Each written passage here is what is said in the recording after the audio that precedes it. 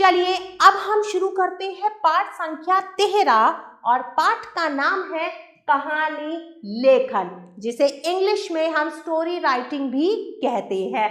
कहानी गद्य साहित्य की सबसे पुरानी विधा है। कहानी का नाम लेते ही बच्चे उत्साहित होकर दादा दादी के पास कहानी सुनने बैठ जाते हैं। सबको कहानी अच्छी लगती है, सब चाहते हैं कि हम कहानी सुने, क्योंकि दादा दादी व नाना नानी के पास कहानियों का भंडार होता है। आपके दादा दादी के पास और नाना नानी के पास भी बहुत सारी कहानियां होती होंगी, वो आपको अच्छी अच्छी कहानियां सुनाते हैं। कहानी को सभी बच्चे बड़े चाव से सुनते हैं। कहानी मनोरंजन ही नहीं बल्कि शिक्षाप्रद भी होती है। कहानियों से हमें बहुत अच्छी अच्छी शिक्षा भी मिलती है। कहानी लिखते समय ध्यान रखने योग्य बातें। कहानी का आरंभ रोचक व मजेदार होना चाहिए। कहानी की भाषा सरल, स्पष्ट, आकर्षक व आम बोलचाल वाली होनी चाहिए। कहानी लिखने से पहले उसकी रूपरेखा बना लेनी चाहिए। यदि कहानी लिखने में कुछ चित्र या संकेत आदि दिए गए हो तो सबसे पहले उन्हें अच्छी तरह समझ लेना चाहिए, उसके बाद ही कहानी का आरंभ करना चाहिए। कहानी से मिलने वाली शिक्षा को कहानी के अंत में अवश्य लिखना चाहिए कि हमें इस कहानी से क्या शिक्षा मिली है। सबसे पहली कहानी है लालची कुत्ता। इसकी रूपरेखा है, एक भूखा कुत्ता, उसे एक रोटी का टुकड़ा मिल गया। जब वह एक नदी को पार कर रहा था तो उसने पानी में अपनी परछाई देखी। मन में लालच आया, वह अपनी परछाई पर भौंका। रोटी का टुकड़ा पानी में गिर गया, वह बहुत पछताया। चलिए अब कहानी पढ़ते हैं। एक बार एक भूखा कुत्ता रोटी की खोज में इधर उधर घूम रहा था। अचानक उसे कहीं से एक रोटी का टुकड़ा मिल गया। उसने रोटी का टुकड़ा उठाया और किसी एकांत स्थान की ओर चल दिया, जहां वह आराम से बैठकर रोटी खा सके।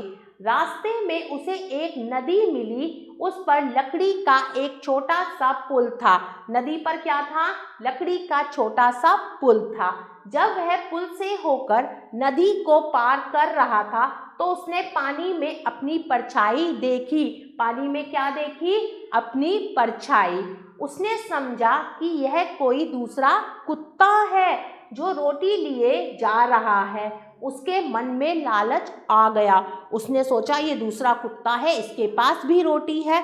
तो कुत्ते के मन में क्या आ गया? लालच आ गया। उसने सोचा क्यों ना मैं इसकी रोटी भी छीन लूं। यही सोचकर वह अपनी परछाई पर भौंका। लेकिन जैसे ही उसने अपना मुंह खोला, भौंकने के लिए अपना मुंह खोला, तो उसकी रोटी पानी में गिर गई। यह देखकर कुत्ते को बहुत दुख हुआ। वह बहुत पछताया, पर अब पछताने का कोई लाभ ना था। देखो उसने लालच किया ना, और जो उसके पास एक रोटी थी वो भी चली गई। इससे हमें क्या शिक्षा मिलती है? हमें कभी भी लालच नहीं करना चाहिए। लालच बुरी बला है। अगली कहानी है जैसे को तैसा। तो प्यारे बच्चों, इस कहानी की रूपरेखा और कहानी को आप स्वयं पढ़ेंगे। चलिए अब अभ्यास कार्य करते हैं। शेर और चूहा। कहानी है शेर और चूहा। चित्रों को देखकर व रूपरेखा को पढ़कर कहानी लिखिए। अब चित्र दिए हुए हैं और रूपरेखा दी हुई है। रूपरेखा में क्या है? एक शेर जंगल में सो रहा था। एक चूहा शेर के ऊपर चढ़कर उछल कूद करने लगा। शेर ने चूहे को पकड़ लिया। चूहे ने क्षमा मांगकर अपनी जान बचाई। एक बार शेर शिकारी के जाल में फंस गया। चूहे ने जाल काटकर शेर की जान बचाई। तो इस रूपरेखा की सहायता से और चित्रों की सहायता से प्यारे बच्चों, आप इस कहानी को स्वयं लिखेंगे। मेरे प्यारे बच्चों, आशा करती हूँ आपको यह पाठ अच्छे से समझ आया होगा। हम पुनः फिर मिलेंगे एक नए पाठ के साथ। तब तक के लिए आभार।